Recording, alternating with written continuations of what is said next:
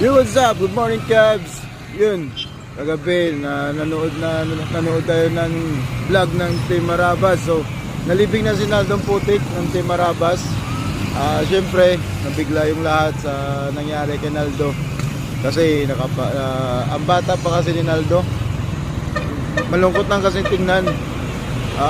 Nakita mo kung paano talaga yung sakit na nararamdaman ng wife niya at yung kanyang baby. Talagang inosente, wala nangyari.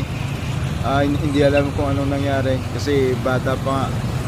So yun nga, yung buhay natin hindi natin hawak.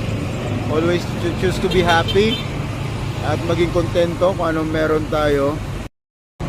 Para po sa update ng libing ni Naldong Putik sa mga fans ng Team Marabas.